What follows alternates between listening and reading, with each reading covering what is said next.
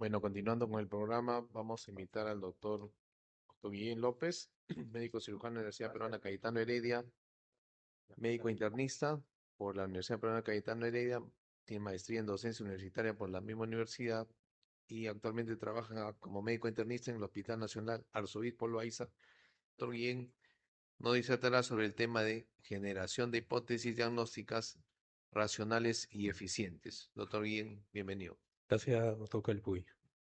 Bueno, primero agradecer a la Sociedad Peruana de Medicina Interna por la invitación a exponer este tema muy importante en la medicina. Bueno, y también al doctor Casas, ¿no? Él fue el que me invitó, ¿no? Justo a desarrollar este tema que parece muy crucial en el quehacer médico, ¿no? Felicito también a los que están acá presentes y también quizá a los que nos puedan estar escuchando por Zoom, porque no es que no necesariamente no sepan esto, sino porque quieren mejorar esta habilidad que es invaluable y no reemplaza ninguna resonancia, laboratorio ni nada de eso. Entonces, el tema que voy a exponer es generación de hipótesis diagnósticas de manera racional, ¿no? De todas maneras, quiero hacer un disclaimer, si bien soy profesor o contratado, recibo un sueldo por la Universidad Cayetano y por el Hospital Loaiza.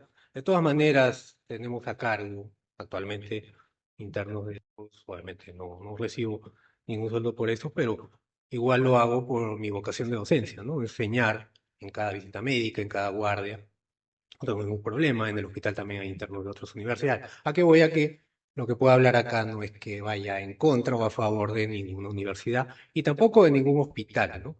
He trabajado en otros institutos de salud y hemos visto también historias clínicas que pueden mejorarse, algunos errores médicos, etcétera, etcétera. Soy médico internista, pero considero que tengo también conocimientos de otras especialidades, tanto por trabajar en un hospital donde atendemos pacientes de medicina interna, en la cual hay enfermedades de todas las especialidades, ¿no?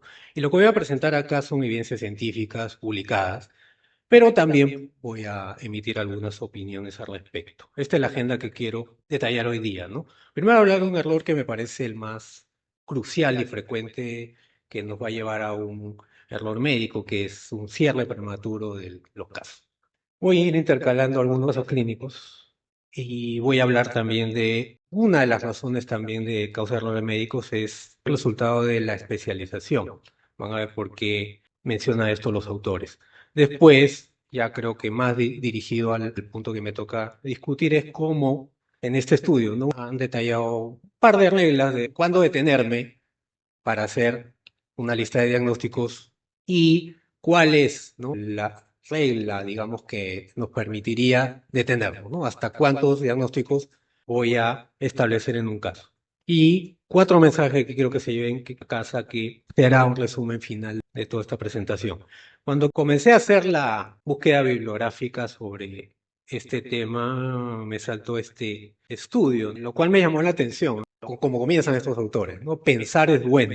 En su introducción mencionan que hay dos grandes procesos cognitivos que hacemos los médicos cuando estamos frente a un problema, ante un caso de un paciente. Uno es el reconocimiento de patrones, que con la experiencia se va haciendo hasta automático y de manera inconsciente. Pero el otro, que es el que debemos hacer, es un proceso analítico de la información, el cual ya es consciente y la cual el médico va a examinar cada hallazgo en la anamnesis, cada hallazgo en el examen físico, no va a dejar pasar ninguno y va a plantear una lista de diagnósticos de una manera como lo vamos a detallar más adelante. El proceso uno nos va a llevar a la mayoría de médicos quizá a desarrollar una pericia, ¿no? A desarrollar una heurística, pero también va a llevar a algunos médicos también, aún con experiencia, mucho más a médicos con menos experiencia en hacer historias clínicas, a un cierre prematuro. ¿Qué significa esto? Que ya, yo encontré una clave de un diagnóstico, un patrón, entonces me voy a quedar en ese diagnóstico y voy a dejar de tomar un dato, o no le voy a hacer un caso un dato que sí se recogió, que él me pudo haber llevado a otro diagnóstico, inclusive quizá más severo en el caso del paciente. Ya hay estudios que demuestran que el rendimiento de los estudiantes en medicina que intentan diagnosticar sin formular hipótesis iniciales baja, disminuye. Este estudio lo hicieron en Canadá en la Universidad de Calgary. Allí solo tienen 5 años, bueno, al menos en esa época, de carrera. Y 3 años son de pregrado, en las cuales adquieren todos los conocimientos los estudiantes y después ya tienen pacientes, ¿no? Y obviamente al final del tercer año ya tienen que tener todas las, digamos, habilidades para desarrollar una buena historia clínica. Entonces, estos médicos evaluaron la promoción del 2009 en 142 estudiantes. ¿Y qué hicieron? Le presentaron 4 escenarios clínicos. Uno de dolor de pecho, otro de ictericia con alteraciones enzimas hepáticas, otro de disnea, otro de anemia. El experimento que hicieron era que a cada caso tenían datos primarios iguales para todos, ¿no? Que me dirigía a un diagnóstico, generalmente más frecuente, pero menos grave. Y después los estudiantes tenían que plantear un diagnóstico, el más probable para ellos. Pero después le daban otra data, otros síntomas, otros hallazgos al examen físico, secundarios lo llamaban ellos, en las cuales uno era concordante con el primer diagnóstico de los datos primarios y el otro era discordante, o sea que te llevaba a otro diagnóstico que no era el que me podía dirigir los datos primarios, ¿no? Pudieron completar el estudio casi 50% de los alumnos y ¿qué encontraron los autores? Que cuando los datos eran concordantes, es decir, ¿no? Mi dato primario yo daba un diagnóstico y los datos secundarios, datos adicionales, que obviamente se podría llamar una ampliación de anamnesis, los estudiantes seguían con sus diagnósticos iniciales correctos en un 84%. Y en el caso de los discordantes, la mayoría de estudiantes, con casi 77%, cambiaban su diagnóstico, ¿no? O sea, solo 23% se retenían en el diagnóstico o mantenían el diagnóstico equivocado. Cuando los casos eran concordantes, no hubo ninguna diferencia entre cambiar el diagnóstico o no cambiarlo con el diagnóstico inicial y tampoco en la probabilidad de que el diagnóstico sea correcto o incorrecto, pero sí en los casos discordantes. Obviamente, el diagnóstico final fue más preciso que los diagnósticos iniciales, hasta un 80%. Estos son los datos concordantes, no hubo una diferencia, ¿no? El diagnóstico correcto fue más de 80% al inicio y con los datos secundarios igual. Pero sí, el diagnóstico con los datos discordantes, es decir, los que se equivocaron en el diagnóstico al inicio, con la ampliación de anamnesis, con los datos secundarios, se permitió corregir el diagnóstico a un diagnóstico correcto. ¿Qué quiere decir esto? Que si yo reevalúo mi primer diagnóstico con datos adicionales, es decir, no cierro ya el capítulo, no cierro el diagnóstico con los primeros datos que pueda obtener, puedo mejorar mi rendimiento en el diagnóstico, ¿no? Puedo hacer aún más quizá el diagnóstico correcto, sobre todo si me he equivocado, ¿no? Y no hace obviamente que los que hicieron un diagnóstico correcto se equivoquen, ¿no? O sea, mantenían un diagnóstico correcto los que plantearon inicialmente el diagnóstico correcto.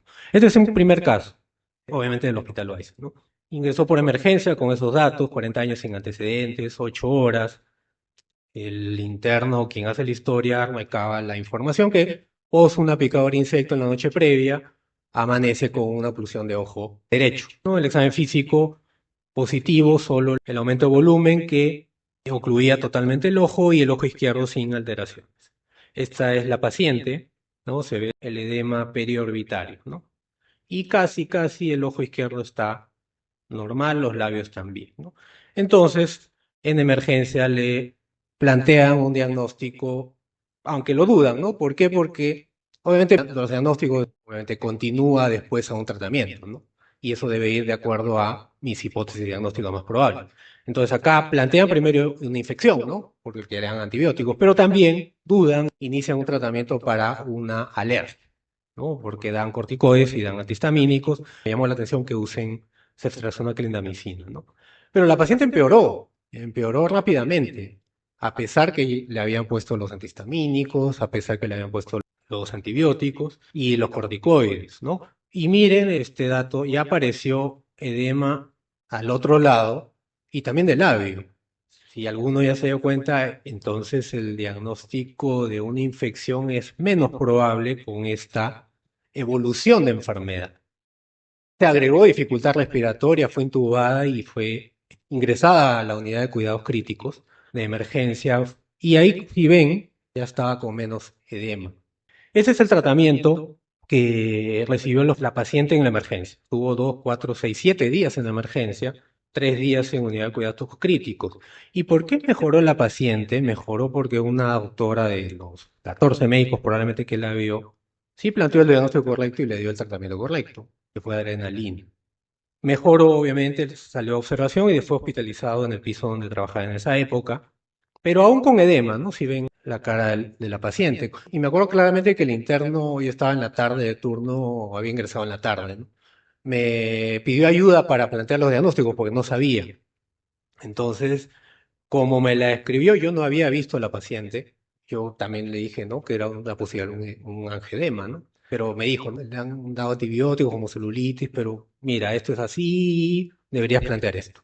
Yo recién volví al segundo día, después, ¿no? Porque ya no hacemos turnos diarios. Y veo ya de nuevo a la paciente, pero vi que seguía igual, no tenía necesidad de oxígeno, obviamente, tenía tos, la oculto tenía roncantes, respiración prolongada, y seguía con el edema, pero la seguía manteniendo con, ya lo habían cambiado, se trazó una vancomicina inclusive. Entonces yo dije, esto si se mantiene, si empeoró probablemente del inicio a lo que llegó, probablemente sea una alergia a medicamentos. Entonces, ¿qué hice? Fue retirar todo, ¿no? Y el hallazgo pulmonar era un asma no compensada, ¿no? Entonces iniciamos inhaladores y me sorprendió que quitando todo, usando tratamiento para asma, al día siguiente nomás, era 3 de diciembre, la paciente amaneció así. Entonces al final fue una alergia a alguno de los antibióticos, no podemos saber si a ceftriaxona, clina o vancomicina. Y la dificultad respiratoria no era por edema de glotis, sino era por asma descompensada, ¿no? Al fondo pueden ver la aerocámara de la paciente. Y le dimos de alta ese mismo día, al día siguiente que la vimos.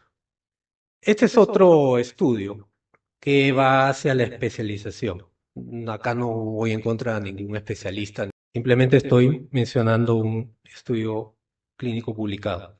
Entonces, en la introducción estos autores mencionan, ¿no? Que la expertise o la habilidad de un médico está relacionada a dos cosas. Uno, a el recuerdo, ¿no? Cuánto el médico tiene de conocimiento previo, pero también a la inflexibilidad. ¿Qué quiere decir esto? A que el médico de cualquier especialidad, inclusive medicina interna, no salga de su ámbito de, digamos, de especialista, ¿no? Valga la redundancia, ¿no? Que no salga de su área en la cual trabaja siempre. Mencionan dos características del expertise médico. Uno es el razonamiento diagnóstico. La dividen acá en dos tipos de enfoque diagnóstico, una basada en datos y otra basada en hipótesis. La basada en datos es más o menos lo del reconocimiento de patrones, ¿no? Que obtengo un dato e inmediatamente pienso en el diagnóstico, sin generar hipótesis, y mucho menos evaluarlas, que es lo que hicieron en el primer estudio, ¿no? Reevaluar o volver, dudar del primer diagnóstico. Y por lo tanto eso me va a llevar a sacar más información. Esta metodología, digamos, de enfoque diagnóstico la tienen generalmente los clínicos expertos, ¿no? Y la otra es el enfoque diagnóstico basado en hipótesis, en la cual es, digamos, hacia atrás, ¿no? Que tienen obviamente los médicos de menor experiencia, en la cual yo, con la formación que me va dando el paciente, yo ya voy pensando en una hipótesis, pero no me quedo allí, no cierro el diagnóstico ahí, sino en base a esa hipótesis analizo y veo qué otra información puedo sacar al paciente. Porque, ojo, el paciente, como ya mencionado en casa, va a venir inclusive, sobre todo a consultorio, doctor, tengo esto, deme esto, inclusive te lo piden a veces, ¿no? Pero no, pues, ¿no? Uno debe, más o menos lo que yo hago, ¿no? Señor, estos análisis lo vamos a ver después, cuénteme, dígame qué le molesta, por qué viene. Algunos hasta te dicen, no, vengo por chequeo médico, al final tiene cefalea, tiene un montón de síntomas, ¿no? Y no es un chequeo médico realmente, ¿no? Y el problema de quedarse solo en tu dominio, solo en tu especialidad, es que no vas a hacer caso o no vas a buscar la explicación a los síntomas, es decir, no vas a ver la fisiopatología. Y esto es muy importante. Plantear diagnósticos y obviamente para ello es un diagnóstico que tengo que recabar información, que no solamente es examen físico, sino de síntomas también que le tengo que preguntar al paciente, ¿no? Entonces, en este estudio que hicieron 32 médicos en Pittsburgh en 2002, estos ya son especialistas de en promedio 16 años de experiencia, inclusive hasta más de 25 años, de 4 especialidades, ¿no? Cardiología, infectología, hematología y medicina interna. Y les dieron 4 casos para resolver, para plantear diagnóstico. Uno, obviamente, de cada especialidad: cardiología, infectología, hematología, y uno de gastroenterología, ¿no? Les pidieron que hagan hasta 6 diagnósticos diferenciales, a los cuales tenían que ponerle cada diagnóstico. Ponte, si eran 3, tenía, o 6, o 2, todos tenían que sumar 100% de probabilidad, ¿no? Y enumerarlas por la que sea más probable para ellos. Y la hipótesis de estos autores era que la especialidad del participante podía sesgar las respuestas de los médicos, ¿no? Y los inducía, ¿no?, a que diagnostiquen más hacia su especialidad. ¿Y qué encontraron? Efectivamente, encontraron que esto es el número de hipótesis diagnósticas, ¿no? Miren, hasta más de 100, obviamente juntando los 4 casos y los 32 médicos, ¿no? 8 médicos de cada especialidad. Los cardiólogos se iban más al diagnóstico cardiovascular, los hematólogos más al diagnósticos hematológicos, los infectólogos más a diagnósticos de infectología, y los de medicina interna un poco menos, sí, se iban más a otros diagnósticos, pensaban en otros diagnósticos, y también a enfermedades infecciosas, que sí, ¿no?, es un grupo de enfermedades mucho más frecuentes, ¿no? Entonces, la conclusión de estos autores era que, en base a estos hallazgos, los diagnósticos sí pueden sesgarse por la especialización de un médico en particular, ¿no? Y se recomienda, obviamente, que se piense más allá de la especialidad de cada médico. Este es un segundo caso en el cual vamos a ver esto, ¿no? Es una paciente del 2012, bueno, la presentamos el año 2019, y que había sido operada de una ventración por emergencia, no estaba obstruido y la cirugía fue sin complicación. Lo que pasó en la madrugada del segundo día de posoperatorio: se despierta con disnea marcada, taquimnia, tos, función vital desalterada. Lo que llamaba más la atención era la taquimnia y la insuficiencia respiratoria, con una desaturación de 88%, ¿no? En el examen físico había roncantes, crépitos, y la placa era esta. A grandes rasgos se ven radiopacidades por acá, ¿no? Entonces, esto pregunté en ese momento, y plantearon varios diagnósticos, uno de ellos más tromboembolia pulmonar. Pero los especialistas que llamaron hicieron diagnósticos de PID, broncoespasmo, insuficiencia cardíaca, le dieron tratamiento con antibióticos por una neumonía intrahospitalaria, furosemida, dexametasona, hipertropio, o sea, para varias cosas, ¿no? La paciente mejoró algo, muy probablemente por el oxígeno. Otra cosa no le dieron. Pero como no salía del oxígeno, ya después de 9 días se le tomó una tomografía y que salió que tenía una tromboembolia pulmonar. Y recién de ahí se empezó a dar tratamiento anticoagulante y pasó a medicina. Pero es un error, pues, que el neumólogo piensa más en un diagnóstico, el cardiólogo también, en un síntoma que es tan inespecífico como dice, ¿no? Volviendo al estudio, ¿no?, de pensar es bueno, hay dos tipos de expertos. Un experto en el que tiene una competencia inconsciente de reconocimiento de patrones, pero esto puede llevar a que me esfuerce menos en desarrollar esta habilidad, ¿no? Me quedo allí. ¿Por qué? Porque ya no está bajo un control consciente que me lleva a ser mejor. Y el otro que debemos dirigirnos, ¿no?, la mayoría, es al experto con pericia, al experto perito, que no debe ser o llevarse al automatismo. Debe, perdón, reflexionar cada síntoma, reflexionar cada hallazgo y cambiar sus acciones. No, no, tenemos que aceptar, todos nos podemos equivocar. Lo peor que podemos hacer ante un diagnóstico de un paciente, peor en emergencia, es, si el paciente no va bien, no cambiar el diagnóstico. Lo que llaman estos doctores una competencia reflexiva. Esto es el principal estudio, pero lo vamos a avanzar rápido. Es un estudio en Gales en el 92, miren, llama 30 años.